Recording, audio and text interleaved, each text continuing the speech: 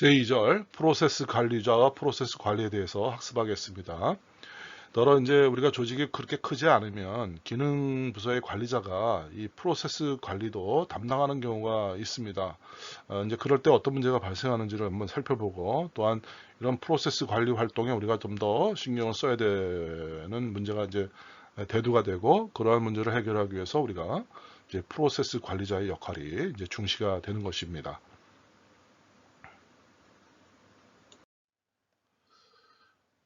중견기업이나 대기업 같은 경우는 이 관리자가 기능 관리자의 역할과 프로세스 관리자의 역할을 모두 맡는 경우가 더러 있습니다. 그래서 이 슬라이드에 그린 것처럼 연구개발, 또 제조 생산, 영업 마케팅, 물류 유통 등의 4개의 기능 부서와 제품의 가치 사슬이 이제 같이 밑에 하단부에 제품 A의 가치 사슬을 이렇게 함께 보여주고 있습니다. 그래서 업무 프로세스는 각 기능 부서의 담당자와 관리자에 의해서 순차적으로 처리되고, 각각의 업무 실적은 각 기능 부서장에게 보고가 되고 있는 것을 보여주고 있습니다. 그래서 동일한 사람이 해당 과업에 관한 기능 부서의 업무와 프로세스 업무를 모두 처리하고 관리하고 있는 것을 보여주고 있습니다. 근데 이러한 조직에서 발생할 수 있는 문제가 여러 가지가 있는데, 한 세 가지를 예를 들면, 여러분 교재 142쪽의 하단부에 있죠. 이 통제받는 부서장의 성과에 맞추어서 일을 처리하여 어떤 전사적 최적화의 관점을 놓칠 수 있습니다. 즉 부서 단위의 어떤 그 최적화에 관점이 맞춰질 수 있다는 거예요.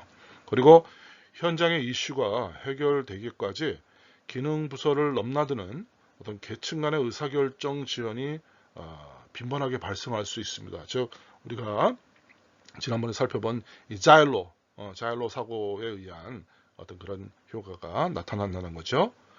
또 납기에 쫓겨서 이 공정상의 문제를 숨기는 경우가 생기게 되고, 그로 인해서 어떤 품질에 대한 비용이 더 많이 발생할 수 있는 그런 문제점이 내포되어 있다는 겁니다. 그래서 결론적으로 얘기하면 부서 이기주의가 발생할 가능성이 높고, 그 회사 전체의 효율보다 부서의 효율에 그 주안점을 두다 보니까 이 회사 전체 효율을 떨어뜨리는 일이 자주 발생하는 문제가 생깁니다. 또 부서의 장끼리 서로 경쟁 의식이 또 이게 심하게 할 경우에는 정치적인 어떤 그런 활동들도 내부적으로 이루어지게 되는, 그리고 서로 막 손가락질하고 서로 이간질하고 그런 상황도 종종 발생하기도 합니다. 그래서 이러한 점에서 이 기능 조직에 대한 그 의문이 생기는 거죠. 그래서 효율성과 효과성 문제에 있어서 이러한 그 자일로 사고에 의한 부문 최적화, 이런 것들에 의한 어떤 문제가 야기되는 것입니다.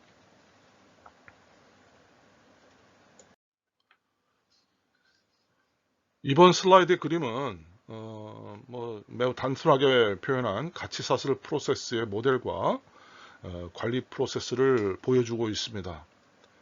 그래서 관리 프로세스와 더불어서 프로세스의 흐름을 돕는 지원 프로세스가 표현되어 있습니다. 그래서 프로세스를 회사 전체에서 수행하는 단계로 정의한다면, 이 선행 프로세스는 즉 그 원자재를 납품하는 그러한 공급자 프로세스로 볼 수 있고, 또 후행 프로세스는 이 우리가 생산하는 제품 서비스에 대한 소비를 담당하는 고객과의 관계를 나타내는 고객 프로세스로 이제 우리가 여러분이 이해하면 좋을 것 같습니다. 그래서 폴 하먼이라는 분은 이런 관리 프로세스를 다음 슬라이드로 넘어가겠습니다. 그래서 폴 하먼은 관리 프로세스를 지금 이 슬라이드에 있는 그림과 같이 4가지 활동으로 구분해서 설명하고 있습니다. 이 4가지 활동은 전형적인 관리 활동의 키워드이기도 합니다.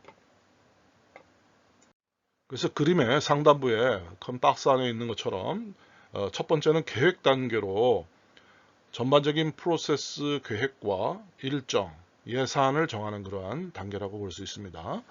그 두 번째 조직화 단계는 이 프로세스의 흐름을 정하고 필요한 자원과 인력을 배정하며 성과 기준을 정하는 단계입니다.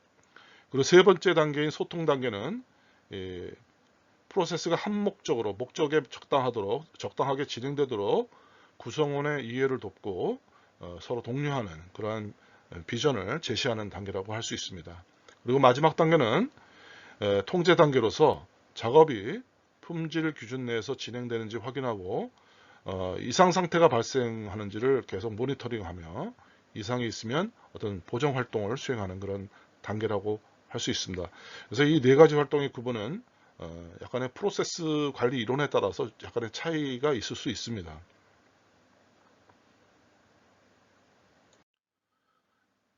그럼 이러한 프로세스 관리에 있어서 프로세스 관리자의 역할에 대해서 살펴보겠습니다.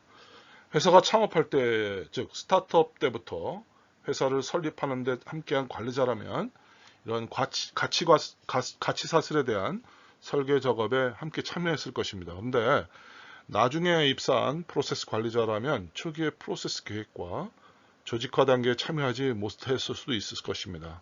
그래서 새로 부임한 프로세스 관리자는 기존 프로세스에 대한 여러 가지 과정을 재검토해보고 또 성과 지표를 한 번 더 검토해서 평가해보고 또 프로세스 개선을 위한 의견이 있으면 그런 의견을 프로세스 재설계에 반영하도록 해야 할 것입니다.